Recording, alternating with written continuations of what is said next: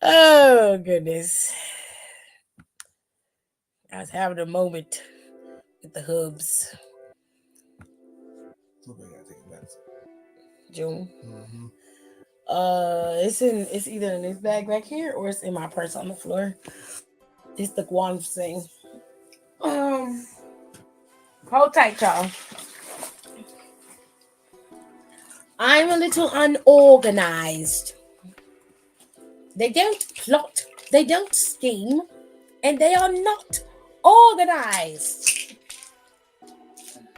Order, order. Anyways, hi. How's everybody doing? I hope you guys enjoyed this wonderful episode of NXT. You guys saw that was a Wendy Chu. She has reemerged into her dark phase, ladies and gentlemen. But before we get into what we saw on NXT, let us talk about the people who came in first. You know, my day ones. All right. So first, let me get shit situated because it's all kind of discombobulated. All right, I think I got it. Cool beans, we're set now. Alrighty, top commenter of the day. I have to make sure I let everybody know or give my shout out to those of you who have come in here on time, early. Okay, I have to be nice to y'all and tell y'all thank y'all. Thank y'all for coming. So Eli was number one. He came in early, on time. Then Kayla was second. Jonelle was third. Tay is fourth. Pierre is fifth. And then honorable mention goes to Sasha. They all were here early, literally at 10:16. Each one of them were in here. And everybody else that came behind them, thank y'all for coming. Aaliyah, Nika, and of course, Alexis is here. So shout out to you too for coming in. I appreciate you. NXT was good. It was much better than Raw was, if I'm being fair. They had solid matches on the card. Really fun re-emergence of certain superstars um, in terms of Wendy Chu and Eddie Thorpe. They got spotlighted returns, which I really like that. We saw a Singaporean cane match between Dante Chen and Lexus King that was actually fairly decent. Cody Rhodes reared his head in NXT for what I didn't understand in the beginning, but Cody lent a little bit of fun to NXT that gave people some reinvigoration, okay? And we're going to get to it in. Let's start off with what we first saw, which was I missed a match. I don't know how I got all the matches but didn't get that one. I'm missing one. Where is Jada Parker's match? You know what? This is why I hate being on the internet sometimes, because we're unprepared.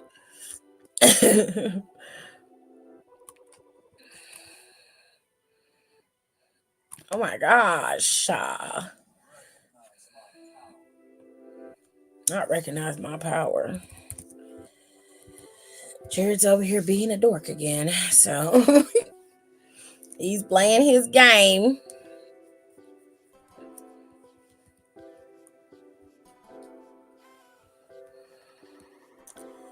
All right, here it is, because they didn't give me the render for that. But this match was announced before everybody else's.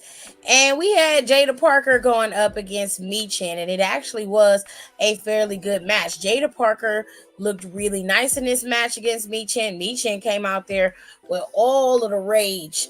Kaylani is the one who kicked off the show, though. She came out there to talk about her becoming the inaugural women's North American champion. Jada Parker was coming out there to shut that down. She was like, girl, we don't care about none of that. Oh, you're champion? Great. The only thing you proved is just that you know how to scurry up a ladder. And I was like, well, Jada, kind of did, you know, I mean, she did prove it. It wasn't like she just scurried up the ladder. The girl was in there working for as much more, if not more, to being fair. And your ass got your soul snatched. So I don't know why you mad at her. I mean, you really can't be mad. You just gotta do better. You feel me? You just gotta do better. Okay? If TNA talent shows up next week, I'll faint. If they really want to shake the table, put Savannah Evans in that battle royal and have her go against Trick. It will never happen, but imagine that match. That's a lot. Nah, I feel him. And Wesley Snipes. I can't. Because they stole our shit. All right. So, like I said, the match was going great. But towards the end, the OC came out and helped Michin get the win. Now, Jada was trying to cheat by using a chair in the middle of the match, and Carl Anderson took the chair from her, and that caused enough of a distraction for Michin to get Jada on a roll up. The roll up almost didn't happen because for whatever reason, it was a little wonky on that roll up, just a little bit. If you weren't paying attention, you probably wouldn't have saw it. But I feel like a good camera cut probably would have fixed that. For especially for me as a fan watching, if a camera cut had happened, like, let's cut to this camera. If they had did that, you probably wouldn't have seen that it was just a little bit. Michin wasn't quite set on Jada in the roll up, and Jada wasn't quite set to make the roll up look the way it needed to look, if that makes sense. It was just a little tiny, tiny, tiny thing that happened in the match, really, really small. Overall, the match itself was great. Jada looked phenomenal against Michin, so they did an excellent job. I enjoyed the match. The next match we had, if I can recall, was Gallus going up against the New Catch Republic and Wes Lee. They decided to come to Wesley's aid since he got dropped by Gallus after the match they had against Obafemi at NXT Battleground. Now, I didn't like this match. I'm gonna be honest. I think that everybody performed exceptionally well, but given the fact that Joe Coffey pretty much attacked Wesley after the match, with really there was no reason for him to attack him. He gained no incentive by attacking Wesley and taking him out. I'm not quite sure why he didn't go back after Obafemi. In my opinion, that would have given you the jump start to go after Oba one-on-one.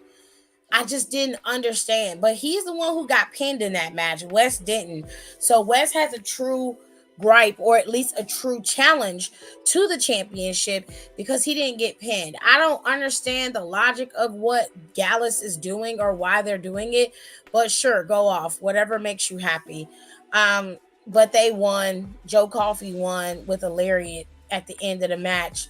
It's a pretty gnarly lariat, I'm not gonna lie. Match wise, it was good.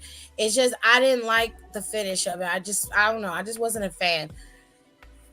But they did exceptionally well in terms of the way the match was structured and how everything went. It was pretty decent. So let's move on. The next thing I saw was Wendy Chu's reemergence in NXT.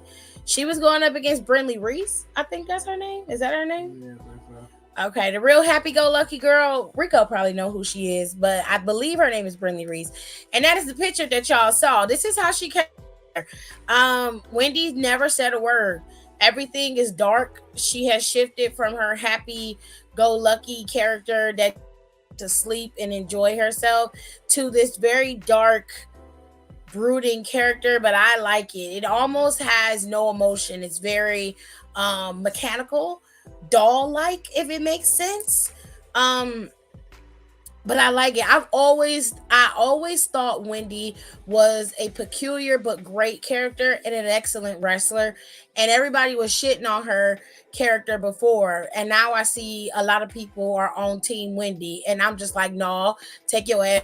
the railroad tracks where you came from, because not too long ago you were shitting on the girl, and them very same people that was shitting on her last week and the week before last, when they started showing her promos, was like, no, we don't want to see that.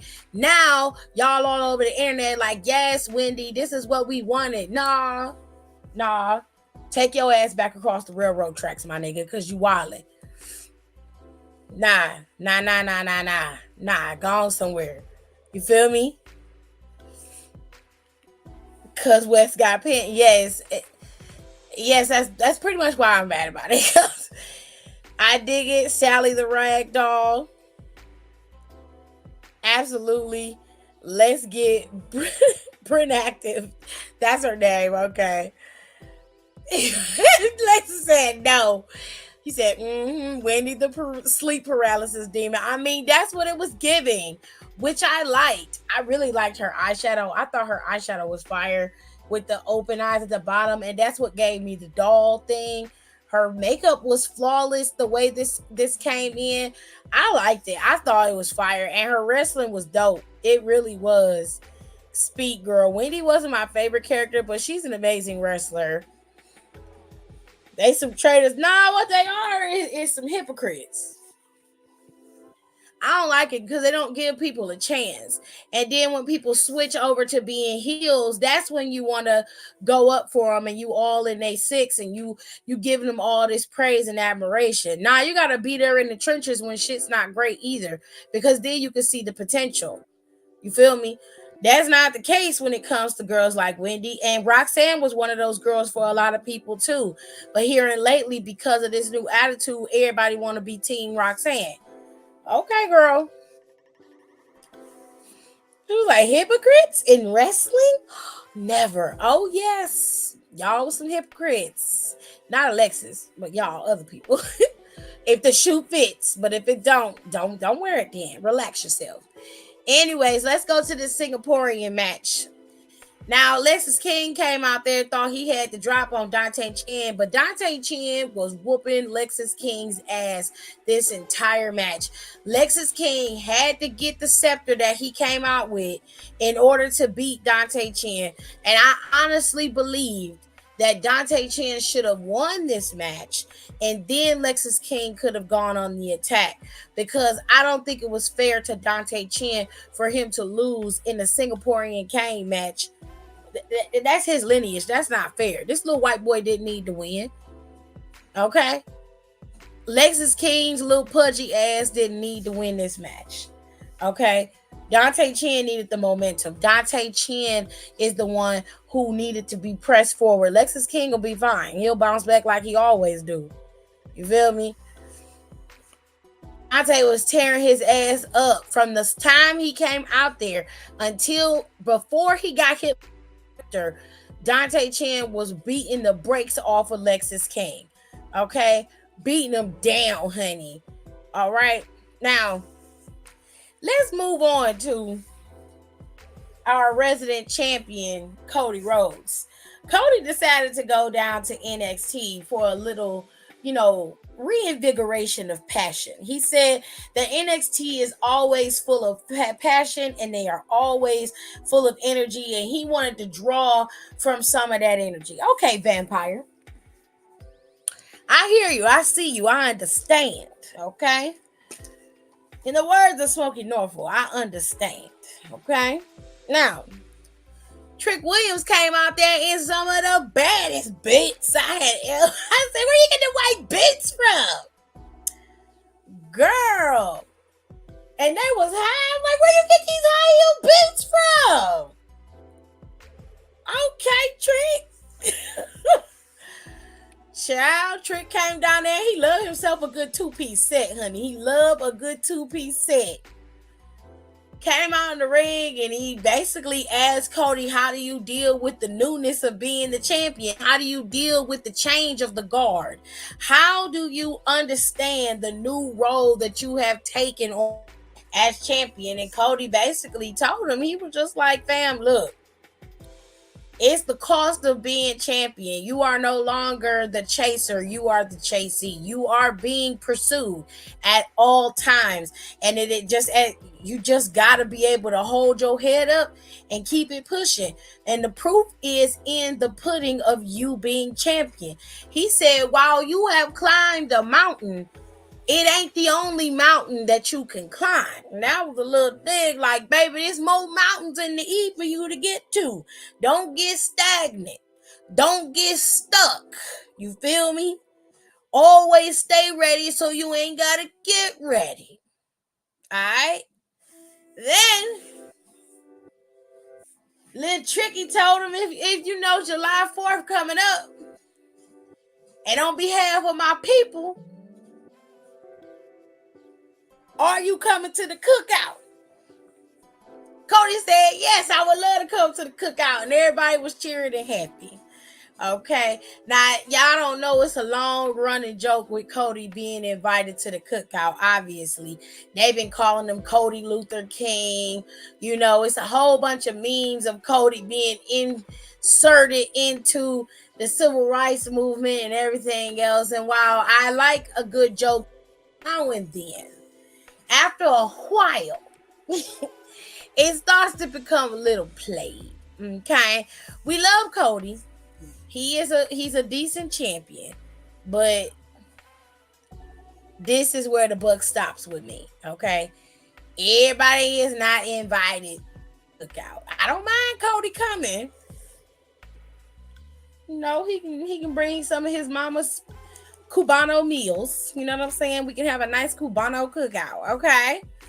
But everybody ain't invited to the cookout, and that's where I stand on that. I stand on that. All right. She said Lexus needs a new name. Don't like being associated with him. I don't associate him with you, babe.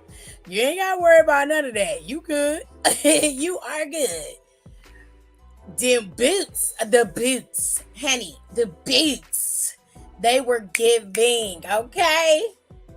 I don't know if Lash hooked them up or what, but they was giving. He got them from Lash's closet, and probably, I don't know, him and Lash might wear the same size in men's that as AJ, don't I? Am I a size smaller than you? I'm a size and a half smaller than you. Almost. We were the same size when we first got married. Mm-hmm. We were the same size, and then you got bigger feet. I did not. You kept growing and I stopped. Anyways, I need the whole hour. Wasn't it cute? Like I said, he loved him a good 2-piece. Cody had on some nice shoes today too. They was nice. I was like, look at Cody stepping out of his comfort zone. We love that. We love that for Cody's. She said, borrow these for the night, period. Why are you fighting Cody? What'd he do? What'd he do? You didn't do nothing this time. Hello, Tirza. He didn't even do nothing this time. Okay, so there was a few things that Cody did. Sometimes Cody run them loafers into the ground, okay? And I need for him to just go get him some wingtips, some Oxfords, some something.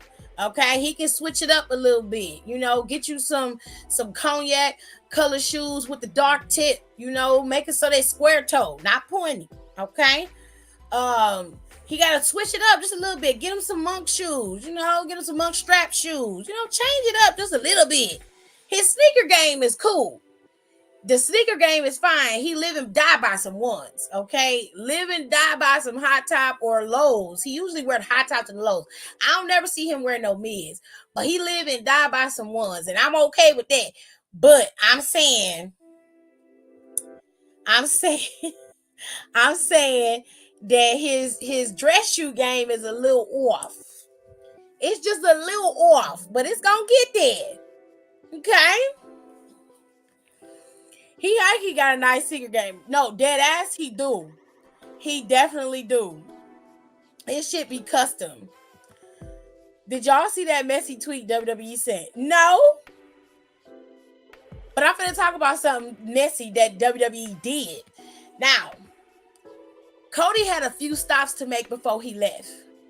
One, he gave JC Jane his dashing Cody Rhodes face mask, which I thought was a very sweet gesture on his behalf.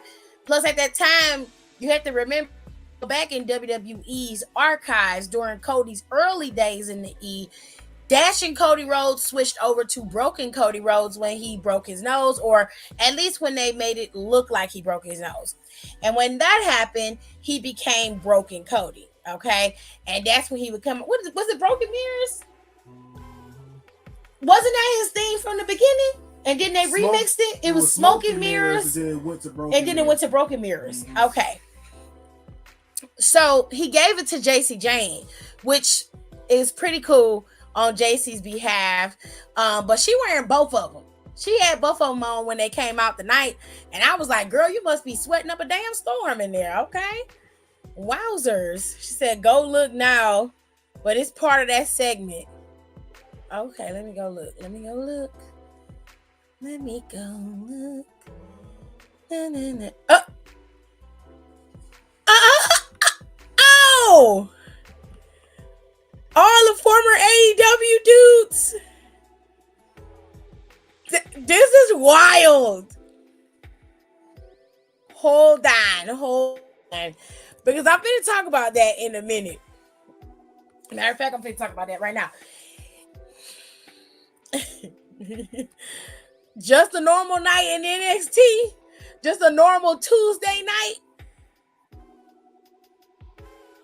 That was the slow one. The slow one was Broken Cody. It was the Broken Mirrors one. But y'all, so backstage, Cody also came across Shawn Spears. And this is the tweet that WWE have on both of their pages. It's the Spider-Man tweet where everybody pointing at each other. Mm-hmm. So here's the thing. What you don't know, if you don't know what you don't know is a lot. All four of these men were formerly a part of AEW at some point. Lexis King, Shawn Spears, Ethan Page, and Cody Rhodes were all a part of the early regime of AEW. Ethan Page was over there with Scorpio Sky for a little bit. You had Shawn Spears, who was there very early. Lexis King was over there as Brian Pillman Jr., and he was there very early as well. So these are guys who started out with, at least 3 of them were originals of the AEW, and then Ethan Page came later. Cody was back there talking to Shawn Spears, and Shawn Spears was like, "You won your championship, and you won the Royal Rumble twice. You won the championship. You've gotten your time. I'm gonna get mine next week in the Battle Royal." Ethan Page was like, "Hold up, I'm gonna get mine too. Like, I'm gonna be in that championship in that match too. I'm definitely gonna get the opportunity." And Lexis King came in and staked his claim. Cody said, "Y'all seem to be in a good place," and walked away. I said, I don't know why, but I feel like that's a little shady. I feel like that was some shade. Anybody in the bathroom? You good, Pop? I was like, that seemed real shady. Shady boots. It was shady boots, honey. I was like, oh, okay. I like a little shade in the morning, just a little bit, when I wake up. When I rise, Jared, just a little bit. Just a little bit of shade, just to shield the eyes. Yeah. This is messy but petty, and I love it. Shawn Michaels is a subtle petty. I can mess with that. But anyways, this was one of Cody's final acts before he left. Now, when he was in the ring with Trick Williams, he told Trick Williams that not only did he come there to kind of soak up a little extra passion, a little extra love, and a little extra energy, but he also came to give him a message from Ava about his opponent at NXT Heatwave. That opponent would be selected at next week's Battle Royal. It's a 25-man Battle Royal. And not only can it be NXT people, but it can be anybody from anywhere popping up in this tournament. Now, we all know that WWE's got this little bitty deal with TNA. So, I hope we get to see at least 2 or 3 people from TNA participate in this tournament. My 3: Speedball Mike Bailey, Chris Bay, and Joe Hendry. If I had to pick a 4th and 5th, Jake something and Ace Austin would be a good one. I like those 5. I think those 5 would fit. I think those 5 would be great. I wouldn't even mind it if Trey Miguel or oh God, what is his name? Myron Reed would show up, because I would love that. But those are the people that I would love to see in that tournament. I would love to see that.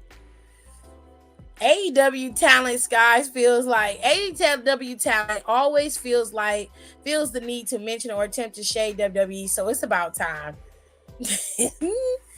3. I got 14 picks. I'm saying if I had to narrow it down, I just literally rattled off 7 people that can be in the tournament. I mean, in this particular match, I would make it so that it be a bunch of people in there. I put Cedric Alexander in there to run and make it wow. I would put a bunch of people in this match. I want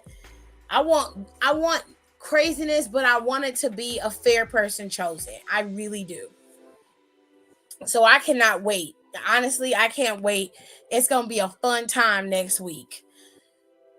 So, now that we got that out the way and we talked about everything, let's talk about Javon Evans going up against Shawn Spears. Javon Evans' match against Shawn Spears was actually pretty fucking fire. And this is probably one of the best matches I've seen Shawn Spears have in a very long time.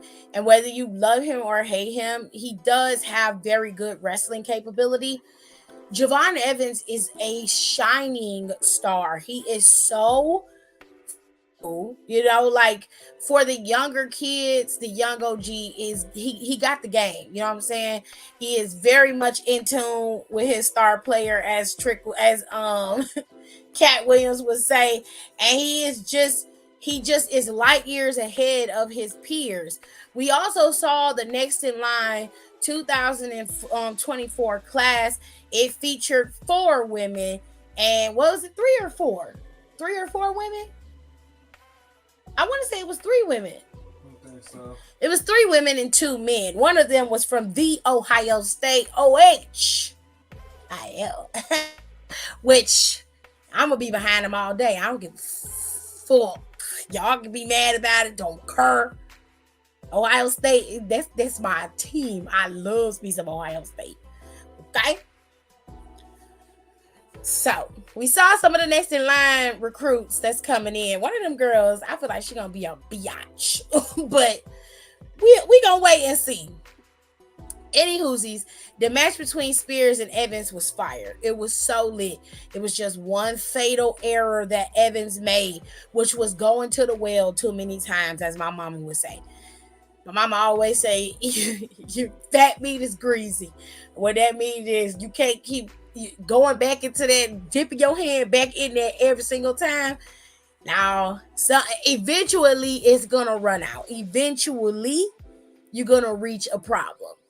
So him constantly doing his high flying moves and not solidifying, or at least making sure that Spears was down and out, that's what cost him the match in the end, and he ended up losing. And he looked like he was coughing up blood, and I couldn't tell if it was real or fake, but he was coughing up something of the red substance. It was not a good time, love. It looked like it was a blood pack. It could be. I thought it was 4 women over there, but if it was 3, it's fine. Hammerstone, Alexander, Ali, and Hendry are top 4. I'm be honest with you, I don't want Ali in that fatal four way. I don't. I mean, in that 25-man battle, I don't want him there. I want him to keep on doing what he doing, but I don't want him there. And that's not me trying to be mean or anything or shady, but and I don't think he's gonna be in it. If I'm being honest, she says probably four. I am high. Fine. Zach Wentz. I would love for Zach Wentz to be in it. I would love for him to be in it. But then again, I want the Rascals to show up to protect Wes. And they start going after Gallus. I think they should have the Rascals reunite just so they can have a one-time shot over on NXT at NXT Heatwave against Gallus. That's what I think they should do. Okay. It was four girls and two guys. They really focusing on that women's division. Three women's. So, anyways, NXT was really, really fun leading up to this last few minutes of the show. And I'm gonna be honest, I didn't like it. Roxanne gave the same kind of typical promo she always does, so that knew about it. She was not my problem. It was the way everybody else was introduced that I thought to be weird, especially Lola Vice. You introduce JC Jane to come out there. JC comes out there, speaks her truths, and to her credit, what she said has some actual factuals in it. She was like, long before you was in here, she said, you done lost all your little innocence and crying and shit. But long before you came in here, long before you decided you wanted to be Miss Badass Champion, she was like, I was here solidifying the women's division. And to be fair to JC and everybody else, Toxic Attraction was an attraction in WWE. And at that point, Roxanne was chasing her glory and legacy. Theirs was already set in stone. Okay. So she does have a point when it comes to that. And she was like, not only have you lost your innocence, but you done lost your damn mind. And I was like, for once, JC Jane, girl, I agree. Yes, she has. Anyway, Lash came out with Jakara, and Lash was like, well, long before you decided to, get together, Metaphor was the ones here bringing everything up and being an attraction to WWE. In Lash's defense, yes, Metaphor was something to watch for a long time. They were fun. They were interesting. Now, Jakara, I don't know what you talking about, but baby, you were not the attraction. You were the valet, honey. Okay, you you did not add nor did you take away from anything. The best thing you knew how to do was be on the outside, giving all your sass and glory with your lollipop. That was pretty much it, Jakara. I don't mean to be rude or disrespectful. I'm just causing it like I sees it. You didn't really add any seasoning or nothing to the dish. You pretty much was the garnish on top that people eat, but they really don't really check and see what the flavor is. That was you, baby. Okay, you made it look real pretty. Uh Hey, I'm causing it like I sees it. And then Lola Vice come out there. You know what I figured out with Lola that I don't like? Lola talk like she got peanut butter in her mouth. You ever had somebody who has been eating something that's like really thick? And baby, can you give me the cord from my computer? And they talk like they got like something stuck to the roof of their mouth. That's her. And that's what irritates me about her. And not only that, she was fumbling over her words today. My computer's gonna shut off, babe. She was fumbling over her words, and I just was not having it. I was just like, girl. Then they got in the ring. They started fighting. And you get what I'm saying? Am I crazy? I didn't think I was. Do you need me to turn the light on? Okay.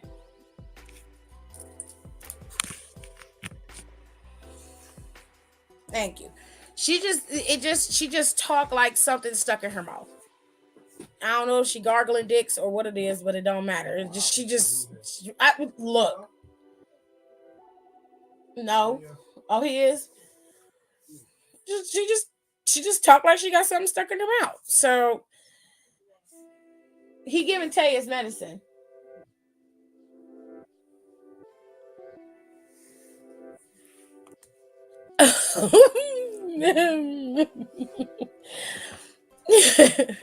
So,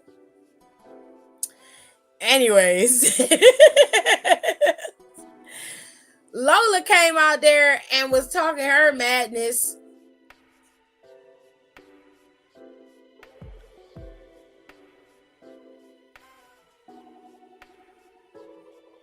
He did.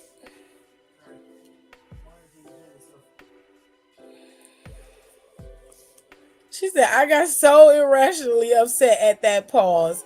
She was fumbling over her words, like she was not able to get the words out. I don't know what the issue is, but I'm not a big fan of Lola Vice at all. But that is, I figured out what it is about her that I don't like. She just talked like she got peanut butter in her mouth, and it's hard for her to formulate the words. Like, I guess once she gets to a point where the English is not working for her, she switches over to Spanish, which is fine. But even in that regard, she still talks like she got something stuck in her mouth. It's just odd. But anyways, the girls started fighting.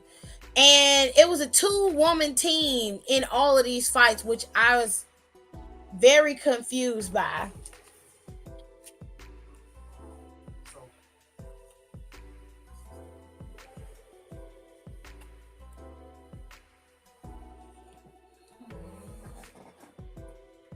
I was very confused by it. Yeah, you did. I was trying to save you, but I didn't know how to move. Oh, is she tongue tied? Not emergency. What's wrong? Is she tongue tied? What is happening, Nicole? What is going on? I wouldn't say she's tongue tied, Tirza. I wouldn't say that. What is going on? What is happening?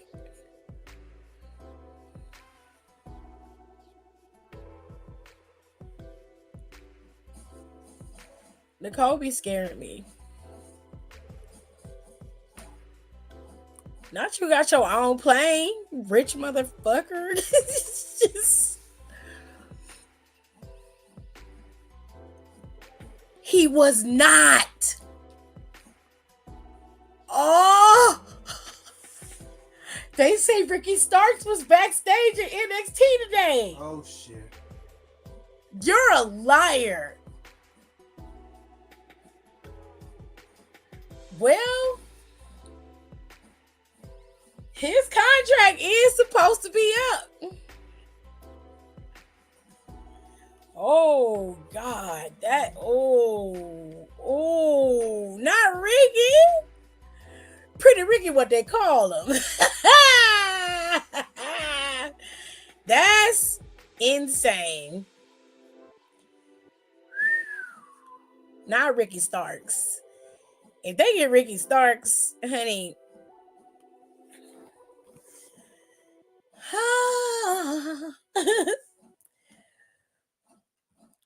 FIFA Select, and now it's making its round. Someone said they're making a confirmation. Okay, that's crazy. If he shows up next week in that match, it's game over. Well, I was thinking it. Cody kind of gave it away. You know, Cody is a main attraction for a lot of people because a lot of people love Cody and they will go wherever he is as long as, they get the shine. Not if somebody gonna match your freak. Okay, Tinashe. Okay, ma'am. Hello, Kenny Ken. She said, I have been drunk every day. Baby, enjoy yourself. The last final minutes of the show happened to be all of these women, and I believe it was 6 of them, because it was JC and her Pele kicking friend, Lash and Jakara, and then it was Roxanne and Lola. I don't understand why they had these women in pairs. I'm very confused by that. I understand that JC and Lash got their comrades, and that's cool. But at the same time, like, Roxanne can't have no comrade. Lola still want what she got, and I'm not finna fight with you when I want something that you got. You feel me? Now, I don't necessarily know what all of this means or why we had to see it in the first place, but I just feel like it was unnecessary. It was an unnecessary way to close the show. If you wasn't gonna solidify nothing for Roxanne, then there was no reason to do what you did. I also think that the match with Jordynne Grace was premature. I get why you booked this match at Battleground. Battleground, you wanted Battleground to be a big showstopper, and for the most part, they were able to do that. But they kind of blew out the back a little bit, if that makes sense. And I just wish they wouldn't have reached so high and then delivered what they delivered, and then now you double back to the roster that you have. I feel like, I don't know, Jordynne Grace should have been a final boss type of moment. And then somebody who was coming back who's big enough to contest against Roxanne should have been next in line. That's just how I feel about it. That's gonna fuck him up. I mean, and it definitely is.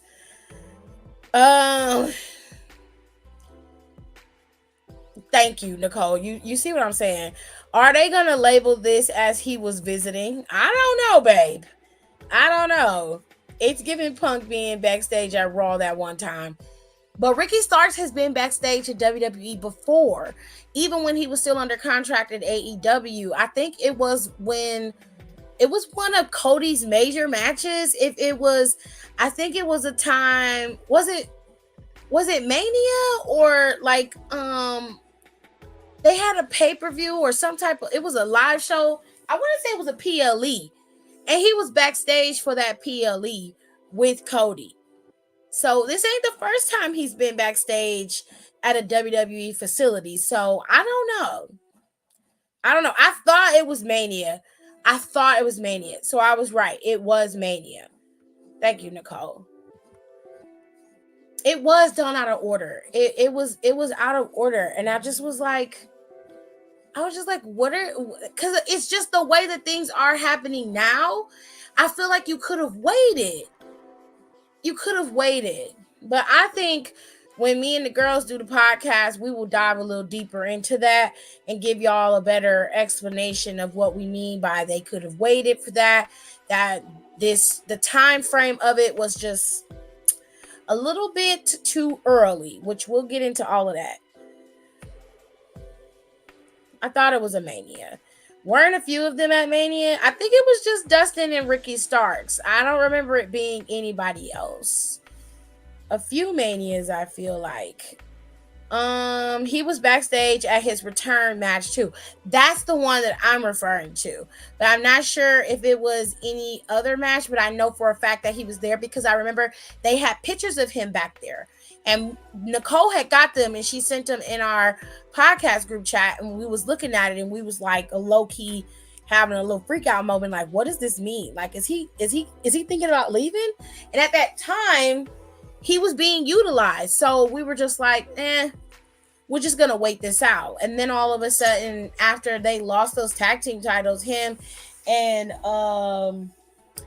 Big Cass, I don't know what his name is now, but his name was Big Cass when I knew him, in WWE. When they dropped those titles, Ricky Starks disappeared from TV. And he says, I remember him saying that he was not injured, he's just not being utilized at the moment, which is very interesting. But anyways, ladies and gentlemen, NXT was interesting. What it did was what it was supposed to do, which is set up the next couple of weeks. And of course, the next PLE for NXT, which is NXT Heatwave, which is supposed to happen the weekend of 4th of July, which is why we saw Trick Williams inviting Cody to the cookout. If they have a cookout, that cookout would be on a Friday because 4th of July is on a Thursday. they're going to be in Toronto for NXT Heat Wave and for Money in the Bank. And Money in the Bank is all on that weekend. So that Friday, they're going to be in SmackDown and they're going to be in Toronto. That Saturday is Money in the Bank. That Sunday is NXT Heat Wave. All of those are consecutive, okay? So that's going to be a interesting weekend. You celebrating America's birthday and, and you're gone. You're not even home, okay?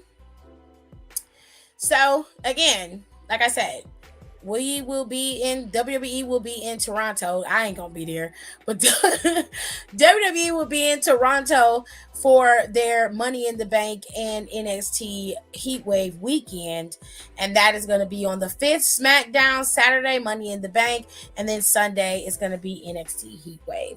But right now, what we have to look forward to is Clash at the Castle. SmackDown is going to Glasgow, Scotland, which Cody is all headed that way to Glasgow right now. He's headed over there. He just posted the picture of him getting on his private jet. I was like, you got fucking money.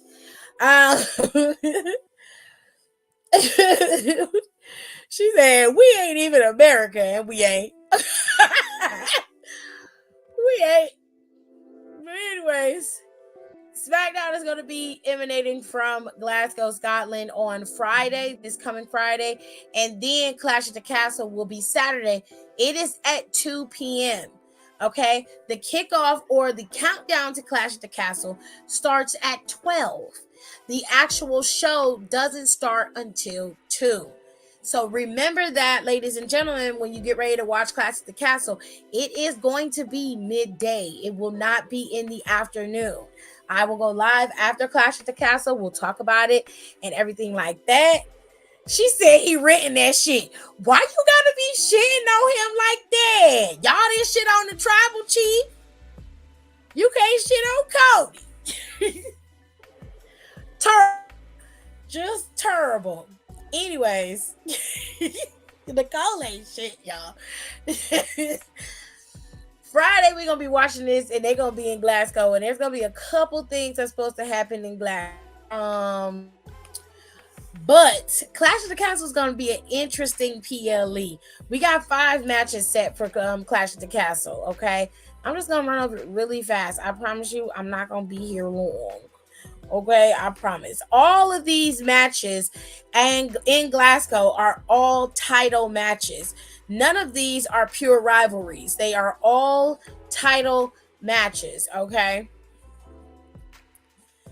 It could be the WWE playing though. It definitely wasn't. When I saw, I'm gonna show y'all what I saw so y'all can see it. Because this is not a WWE playing. No, this is not a WWE plane. So hold tight and I will show y'all.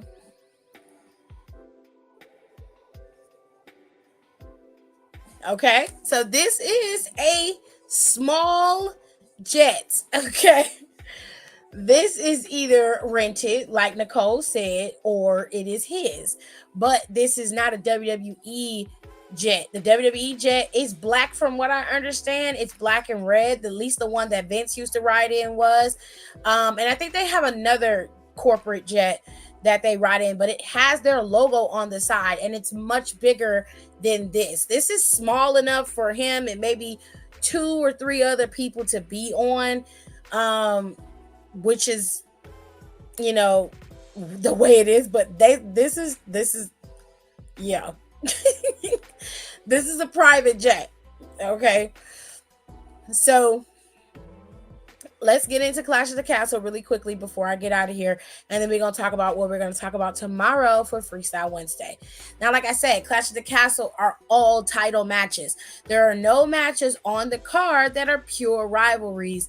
This is just everybody competing to gain their championship.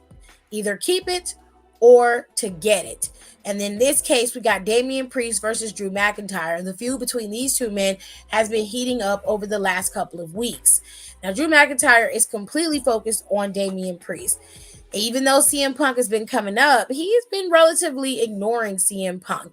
And I think that's a problem. CM Punk has always been vindictive and petty.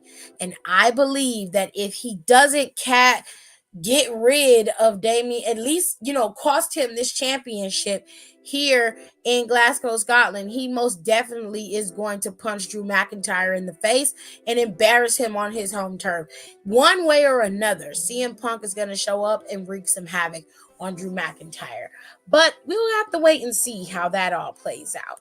The other title match on the other side of the mountain is the I Quit match. And this probably will be the longest match on the card, which is why we have such a small card for Clash at the Castle. AJ Styles and Cody Rhodes will compete for the WWE Championship in an I Quit match. Now, obviously, AJ Styles pulled the Mark Henry by pretending to retire, only to catch Cody off guard and to take him out on a massive scale. This pissed Cody off beyond measure, and Cody was seething last Friday to the point where they had to have extra security out there to not only protect AJ Styles, but to protect Cody from himself. And Cody decided, it was decided that Cody and AJ Styles will compete at Clash of the Castle for the championship in an I Quit match. Piper Niven is challenging Bayley for her WWE Women's Championship. Piper has been attacking Bayley unprovoked for about 3 weeks.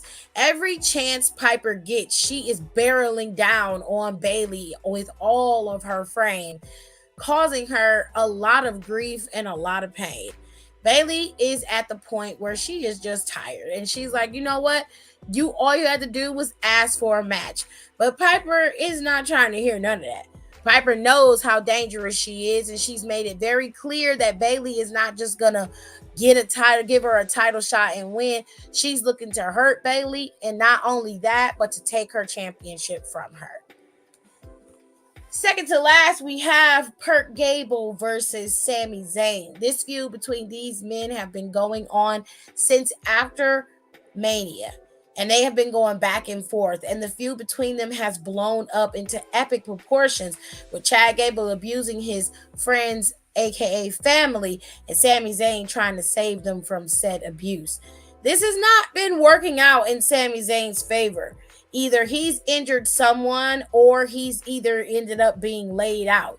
Now, the last time these two met, Sami Zayn was laid out in the middle of the ring by none other than Otis himself. I don't think it's going to happen the same way the next time, but these two are supposed to clash at Clash at the Castle for the Intercontinental Championship, a title that Chad Gable has been coveting, seething, drooling, crying, complaining over pretty much for the most of his singles career. I don't know if he's going to get it at Clash of the Castle, but he damn sure is putting up a lot of effort to do so. And finally, we got the Women's Tag Team Championships with Bianca Belair and Jade Cargill. Now, they have 2 sets of challengers. Alba Fire and Isla Dawn have been lurking in the shadows and costing Bianca and Jade not only wins, but opportunities, as well as costing Shayna and Zoe their opportunity. These 6 women are set to compete for the WWE Women's Tag Team Championships. Shayna and Zoe believe that they're the rightful owners of those belts and that they only need a fair and clear shot at the champs, while Alba and Isla feel like they lost their opportunity, and if it hadn't been for them, they would have lost either way. Alba and Isla feel like they're the ones who deserve a fair shot at the championship. So because of the attacks and all the talks and the bullshit, Jade and Bianca have decided to take on the 2 teams at the same time at Clash at the Castle. So I guess we'll wait and see who's going to win. Is it going to be the the BBWs, the buff black women, as Don likes to call them, the Enchantress and the Witch, or is it going to be the hard-faced twins of Shayna and Zoe Stark? I don't know, but we just going to have to wait and see. With all that being said, ladies and gentlemen, I am going to bid you ado.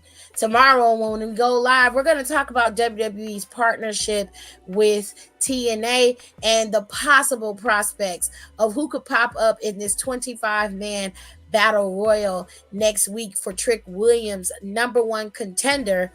And we're also going to start a little series I want to call on my channel, Let's Book WWE for the next year. So I want you guys to really think hard about booking WWE from now until next year around time. That's a lot of time in wrestling years for you to book. You got a lot of matches, a lot of feuds that could take place. A lot of people could come and go. But we're talking current roster as it is, sans Ricochet, because Ricochet's gone. We're talking about the current roster as it is and where they could possibly go with certain people. We want to build up certain factions, maybe build up certain parts of the roster, get certain rosters, the women's division or certain divisions in the company built back up so that it's fun again to watch wrestling. All of that can be done in the fantasy booking. So this tomorrow is going to be fantasy booking day. And I want to see y'all fantasy bookings. I want to see the feuds that you guys can come up with. I'm going to put the link in. You can come in and talk your shit. And I'll make sure that everybody is respectful, even if you disagree with some bookings and whether you agree or not. But we're going to fantasy book WWE all the way until next year. We're going to have fun because we're going to fantasy book SummerSlam. We're going to fantasy book Survivor Series. We're going to fantasy book Royal Rumble, Mania. We got a lot of wiggle room. Elimination Chamber. All of that. Okay? We're going to fantasy book all of that. All of the titles are up for grabs, so you can fantasy book them as well. I want to hear everybody's ideas. So tomorrow's got a big show. We got a lot to do. First things first, we're going to talk about the potentials of TNA and WWE and next week's Battle Royal and what they could do with that. And then in the second hour of the show, we're going to fantasy book WWE. Anywhoosies, thank you guys so much for showing up. I appreciate you and I love you. And I will see you guys tomorrow when we talk about fantasy booking. I am loving this. It's going to be fun. Bye.